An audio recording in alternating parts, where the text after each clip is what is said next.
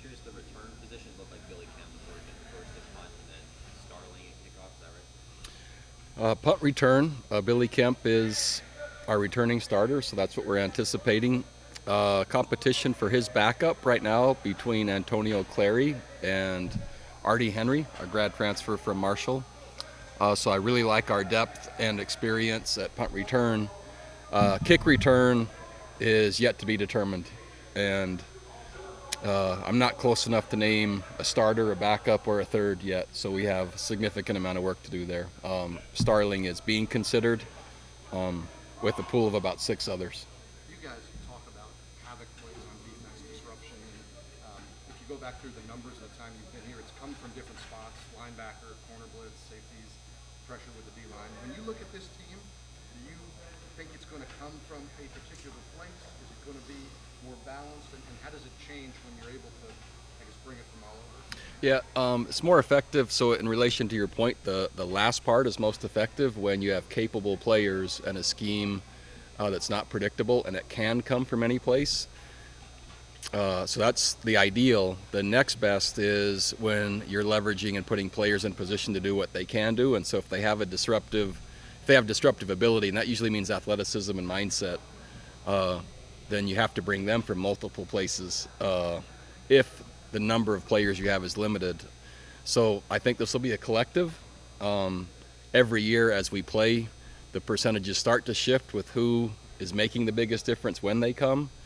So Nick Jackson and Noah Taylor with experience at linebacker, right? That makes a difference. The defensive line is basically all back, so that's already in place, and lots of returning players at secondary. So the experience is there. Where the production comes from, we'll see. And how do you coach in the secondary, turnovers, interceptions, strip, those kind of plays?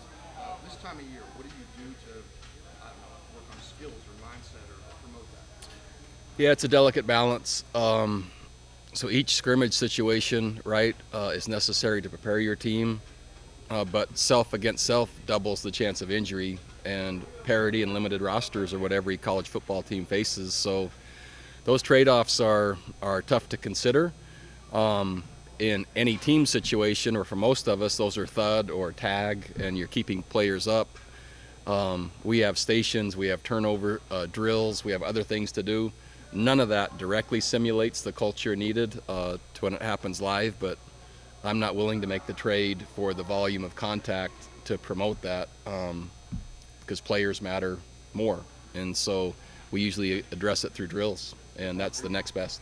You said something about double-edged sword, and return men, especially punt returners, have to be kind of fearless, but sometimes they're so fearless that they're risky. How do you kind of balance that, or is that based on the first time you screw up being risky, you're not the punt kick returner anymore? Yeah, right. So trust is, I think it's established with time, right, and consistency and results, all three. And so there's less margin for error and less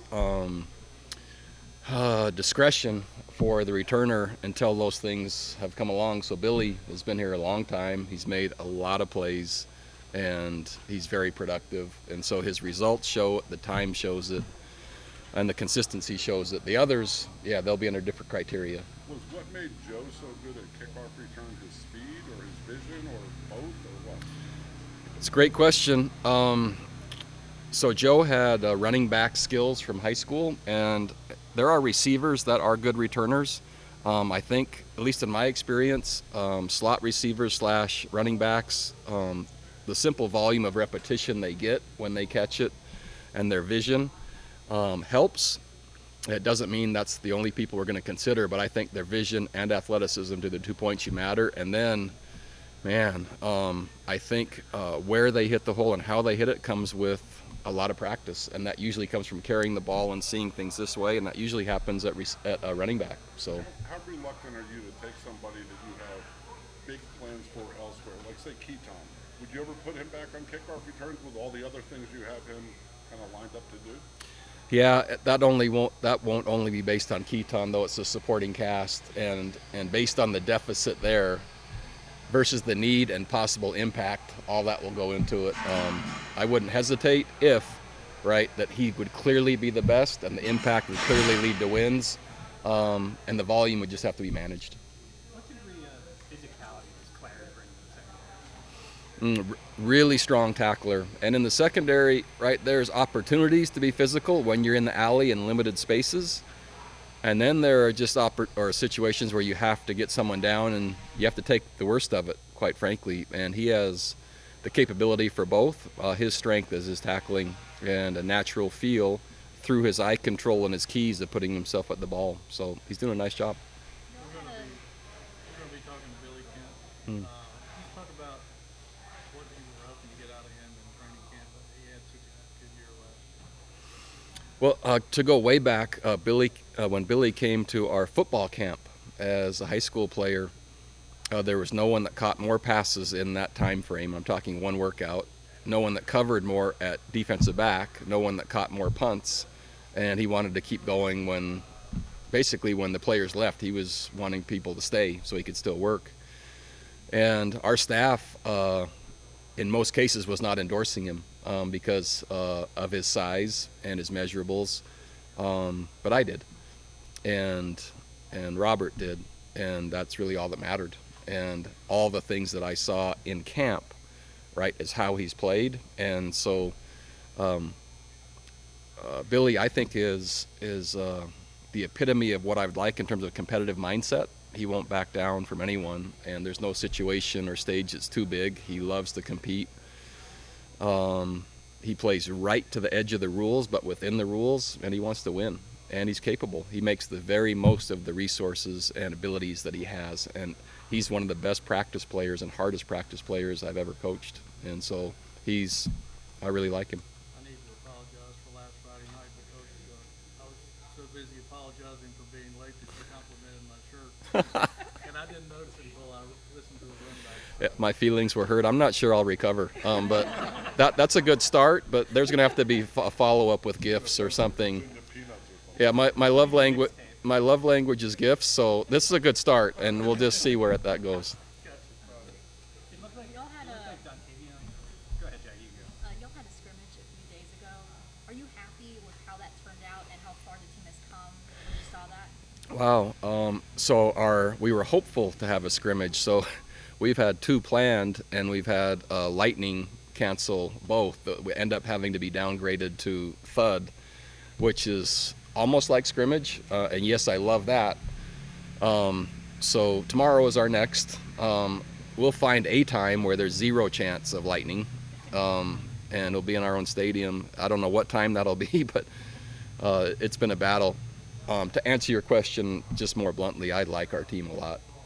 Because we're so experienced, I've taken liberties to not do as much contact and to ask more of them to practice as professionals do, because there's so many that have experience and we need them all. And in other years, I would be more concerned, not this year. He didn't today. Just needed a rest. And so we've been working him hard, and wear and tear and volume. He just needed a day. How about Lavelle? Any update on him?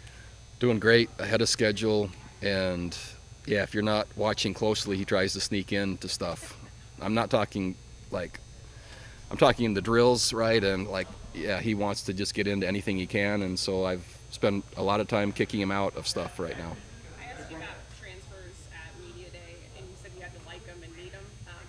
You've had a few weeks now to see some of those guys in action. What's your first initial reaction to the guys you brought in? Just right on point. Jelani is exactly what we would have hoped for.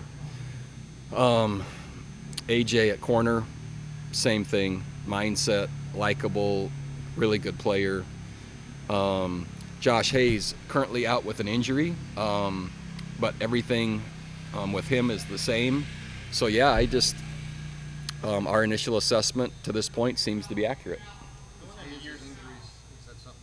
Say it again. Hayes' injury, is that something serious? Doesn't appear to be. So hopefully, by the opener, we'll be good. What has Joey's return meant for your secondary? So everyone plays. It's much like the quarterback position. Great quarterbacks. Everyone else is better when they're there because of their communication, because of their poise, because of their productivity. And Joey is when he's there, the other 10 line up better. they play more confidently, and there's a different, I would just say, swagger or confidence or the way they carry themselves. Do you sense a zeal in him with the chance to play again? Yeah, I think that, and that would be a good question for you guys to take up with Joey. And so I think for any of the super seniors, is what we're calling them, that have come back, the initial decision was, I think, relatively easy for a lot. Then starting winter conditioning and spring practice and going through the next cycle, I think they had to reevaluate even up until the summer of, is this something they really want to do? And quite frankly, most of us, when you're in a routine and that's what your life is like, but when you start having choices, wait, do I want to keep doing this? I think Joey, as well as every other player, had to go through that, and then the output, I think, is what you're seeing is after that process, then I think there is increased zeal. But I've watched each one of them kind of, not at only the beginning, but along the way of ponder, wait, is this really what I want to do? And coming out of it, then their motivation, their intent, and I think their mindset is at a higher level than what it was even before, maybe even before they had the choice to come back. Going into year 6, a lot of guys have talked about the principles and the phrases around the program, what they kind of mean and taken on. How much do you think that has helped shape the culture through your time here? Well, I know that I do a lot of learning, and I know that visual management shapes culture, but visual management has to be tied to things that really matter, and those are our guiding principles. And guiding principles support your beliefs, and I don't think any leader can lead truly effectively and over time without being authentic. And so our guiding principles reflect my beliefs, and I think it helps develop young men. I think it helps build successful and sustainable organizations, and they're not just words. And so, yeah, I hope you're hearing them a lot, because they aren't just words, it's a way of life. I really frame UVA football as a way of life, and those are just kind of the guide posts along the way.